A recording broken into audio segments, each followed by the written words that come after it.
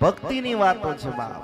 ભક્તિ, ભગત અને ભગવંત આ ત્રણેયનો જો સમન્વય થઈ જાય બાપ તો અતિ આનંદ થાય.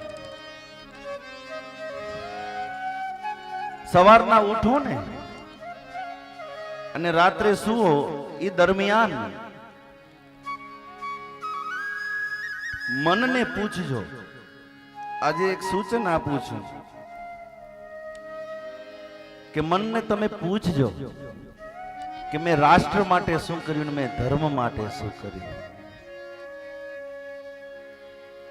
રોજ સવારના પ્રાતઃ આંખ ખોલી અને જ્યારે વિચાર આવે તો પહેલા ધર્મ માટે વિચારવાનો કે મેં ધર્મ માટે શું કર્યું,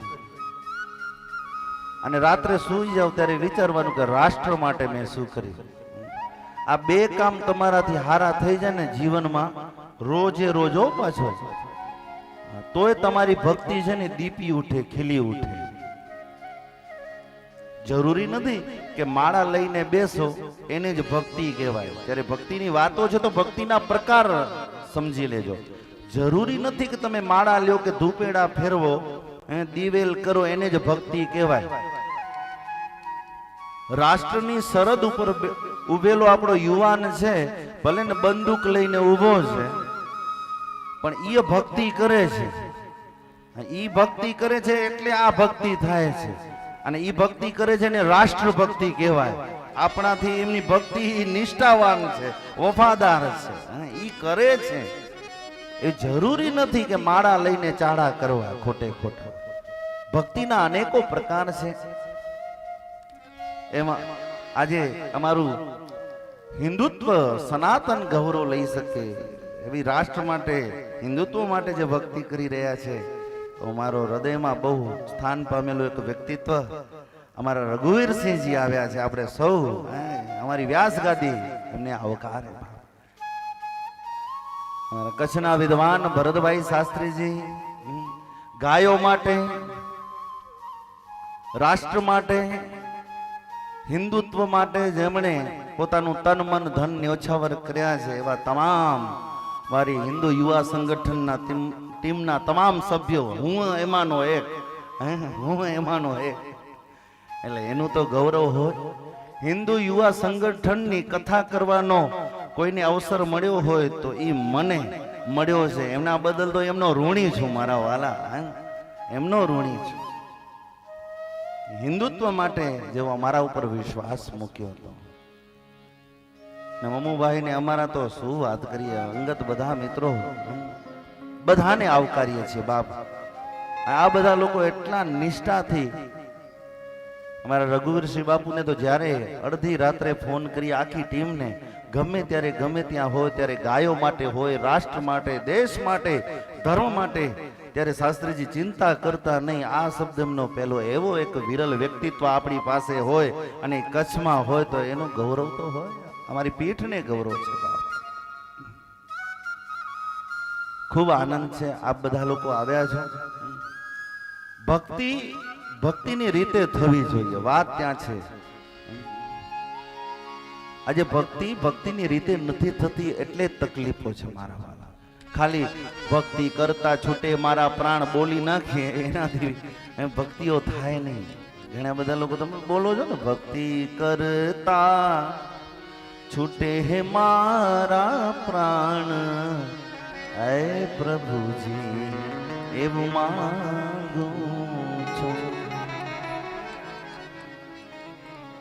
માળા કરવા બેસો ત્યારે કેજો ભક્તિ કરવી ને વહુ બેટા ને બે ચાર ધોકા નાખે પછી ખબર પડે પ્રાણ કેમ નીકળે.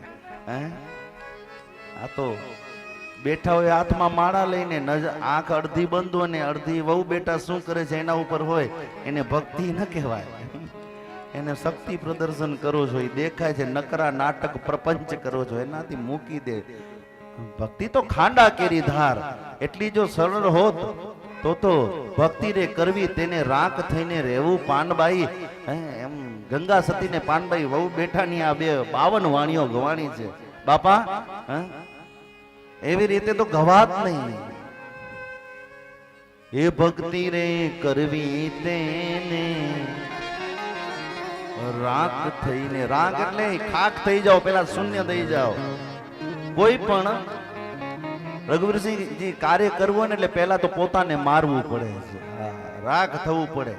પ્રગટ થઈને ન કરી શકો. પહેલા તો રાષ્ટ્ર માટે કે ધર્મ માટે કે ભક્તિ માટે તમને કઈ કાર્ય કરવું છે તો પહેલા તો ખુદને મારી નાખો, પોતાના સ્વભાવને મારી નાખો, ખુદને નષ્ટ કરી દો. પછી જે પ્રગટ થશે ને એ મૂળ પ્રગટ થશે. અને સહન કરવું પડે એટલું નથી. મીરાબાઈને ભક્તિ કરવી હતી ને તો રાણાએ વિષના પ્યાલા દીધા. પેલા તો ખુદને નષ્ટ કર્યું. લૌકિક જીવનમાં ઝેર પી જાય કોઈ દિવસ બચે નહીં. પેલા તો ખુદ ઈ મીરા હતી કે હવે છેલ્લું અખતરો કરે છે, રાણો પી જાઓ. અને ઈ પી ગયા. ઝેરના પ્યાલા ભગવાને અમર કરી દીધા. લ્યો, એને અમૃત આપી દીધું. હજી મીરા અમર થઈ ગઈ.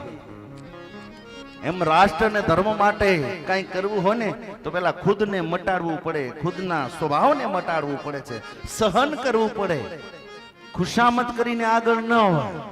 ખુશામત કરીને આગળ ન હોય. ઘણા બધા લોકો ખુશામત કરીને આગળ આવવા માંગે. નહીં, ખુશામત મત કરો બા. અગર કરની હૈ તો મેરે પ્રભુ કી કરો ખુશામત.